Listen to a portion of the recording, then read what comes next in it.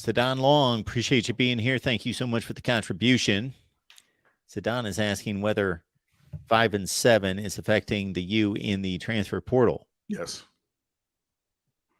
I mean, but it's affecting in both ways. Like you got, well, I was going to say Francisco Mauigoa, but I mean, his younger brother signed here. So, but I mean, it's a thing, you know, and again, the portal is still a double-edged sword. So like it affects you in the way where it's like, yeah, Matt Lee wants to come over because he has an opportunity to play and help elevate this team. But then also like a Dante Thornton and Andrew Anthony don't want to come here because the state of the offense and, you know, what was put on the field. So you have that. But yeah, I mean, I think it is affecting, but in terms of like not getting all the players that we might have brought in and gone after, Jaden Rashada, he loyalty and NIL. Yeah, I mean, hey, look, whatever. We were going to do what we're going to do, and you've not heard, you know, peep the first about somebody not getting what they were contractually obligated to get once they firmly sign their NIL deals. Oh, yeah, the other thing I wanted to say just before we go on, Frank Ponce, the quarterback coach, has departed, and I think he was maybe shown the ability to take a job somewhere else. You know, this is the ye old what I was asking Mark Richt to do to get John Richt promoted out somewhere else to clear space for whomever. But yeah, Frank Ponce is leaving the University of Miami, or has left. He is going back for a third time to Boone, North Carolina, to Appalachian State. So he goes back to the job that he had immediately before coming to Miami, which is the quarterback coach and play calling offensive coordinator. And again, he held that job for 3 years previously. And then he was there as just quarterbacks coach even before that. So, you know, it was a heartfelt moment when he left Boone and he came to Miami and everything. He's a South Florida native, Ponce is. So, you know, all those kind of things. But writing maybe being on the wall, he landed himself back in a pretty darn good job, to be honest. You know, like he's been there, he did well. You know, he was coordinator when they won a couple of those road games against Power 5 opponents and things.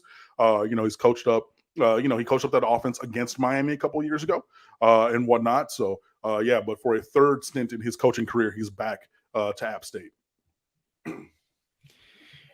There's been a few disparaging comments about Jaden Rashada in the chat, not just tonight, throughout this entire recruiting process. So is there any part of this in Jaden Rashada's portion of this that for you reflects negatively on him and would cause you not to want to pursue him? The begging.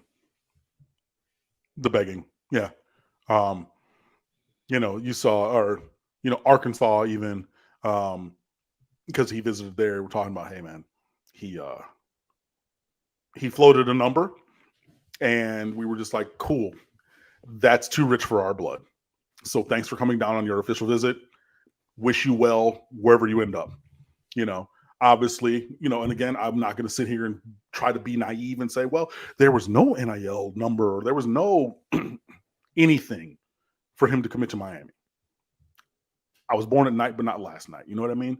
So yeah, but then, you know, also then you continue doing, you going around and begging, and then getting Florida to bid against themselves, which, hey, it's great work if you can get it. You know, like, hey, I want 9.5. They're like 10, 11, 13. Like, I'm just going to keep naming numbers so you say what. Like, I was going to say yes at 10, but like, I'll let y'all keep talking. And then there's just also the duplicitous nature of everything. You know, last week it was reported that Jaden had asked for a release from his NLI, his National Letter of Intent. Then his father came out and said, well, he's not asked for a release. And I said on this show last week, I said, and the unsaid ... yet is like a glaring neon sign. I literally said that last week. And then it comes out yesterday that he actually had filed for his release from his NLI. And I'm like, look, and again, words mean things. And like what Harlan Rashada said was accurate. It was like, he has not asked for a release. But the necessary follow-up from that reporter that I did not see was, Is that the plan? Is that the next move going forward? Will he ask for a release? If you're saying that he has not now, are you saying terminally that he will not and he will show up on campus at the University of Florida? P.S. By the way, their enrollment deadline is passed. You cannot enroll for spring semester any longer. That is done unless he shows up in the fall or for summer. I would say summer A. But again, why am I going to go there when like I might have pending litigation against an entity not of the university, but associated tangentially, kind of. But yeah, just like say it with your chest, like it just, yeah, no, like he's out here and like, look, at this point, you got to know that wherever you go, the number that you're getting, if any, is less than what you were going to get from Miami initially. You know what I mean? Like that. You gambled and it came up snake eyes in a bad way, buddy. So like, yeah, I'm not. Now look, in a vacuum, a player of his talent, especially again, you got Jay Garcia leaving, you got Jakari Brown who needs another mango season for sure. Emory Williams, who I think might be a depth player, a program player. If he ends up being a backup or a starter, that's a real good projection or progression of his talent. And then Peyton Matoka, who's a program player, and he should never play a meaningful snap at quarterback. But that's all you got at quarterback right now? Look, man, like Jaden Rashada would slot in supremely nicely on this roster right now, tomorrow. But like, I mean, yeah, you already got to know that you really gambled to try to make something shake, and it didn't. And yeah, whatever you're going to get, wherever you're going to get it is going to be less than that. And like now, what is he going to do? Because he's supposed to be an early enrollee, so he's not in high school anymore because he graduated. So y'all going to pay out the frame for just quarterback coaching and something? He's going to get a job at Taco Bell, or something on the side to make a little cash. Or I don't know. It's all over the place. But yeah, just because of those things, I wouldn't personally go for him again. But like his talent is such that I would understand it. But like everything else, bro, I don't know, man. Falcon Rex, appreciate you. Gators are slippery. Falcon Rex, if you have to ask, you can't afford it. That's what I'm saying. But they went and they asked what the price was. And knowing that they had, an overdue or overdrawn balance on their account, like, and they weren't going to be able to just.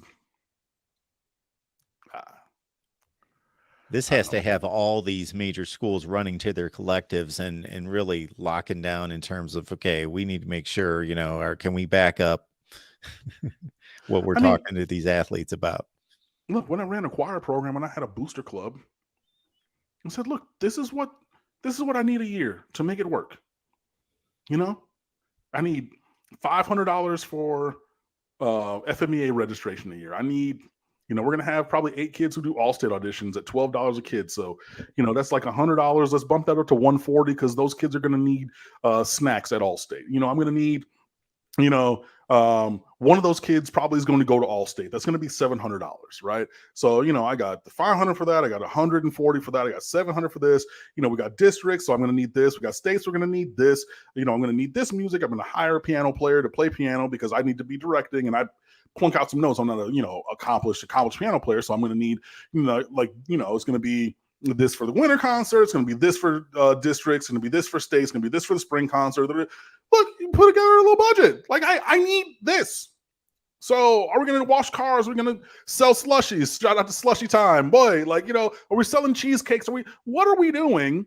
Right. And like, look, at the school, I'm going to do my part. We're going to do this. We're going to sell the right. And I mean, it's similar but different, obviously. But like, I'm going to be known, like, this is the money that I need to run this program this year.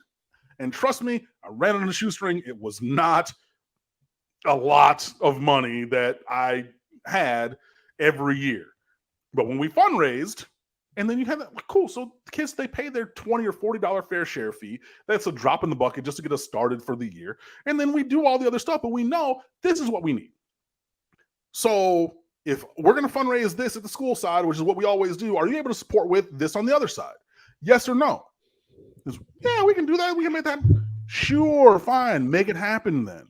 But like, yeah, if you're in the world of NIL, they know what the numbers are. I know that they're going to these. Well, they can, I don't, and it might be a thing where, like, I mean, technically, as the choir or band director, you're not a member of the parent board. You're an advisor.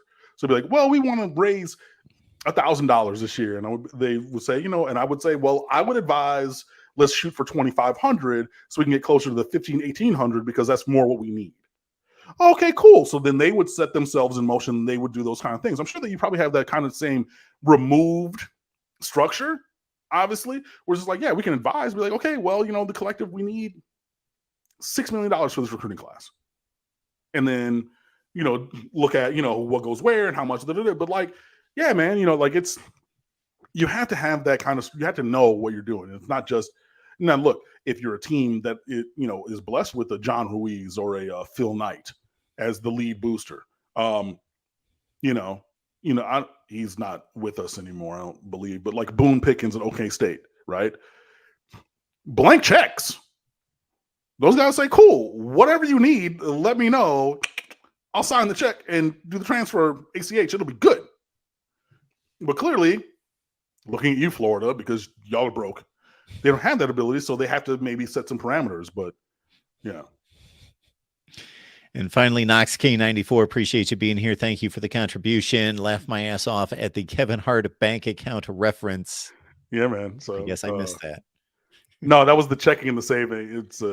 It's a bit from one of his stand-ups where, he's talking about going. I think he was going out with Chris Rock or a young lady, and he's like, well, yeah, so I have it, but I don't because like I have a checking and a savings, and like transfer the money over takes 2 days, and it's like this whole thing, and yeah, when you get embarrassed because you don't have money and you got to make a big explanation, you use a lot of terminology to try to. Thing, and so there you go with the University of Florida because they got the checking and savings. It just takes a couple days to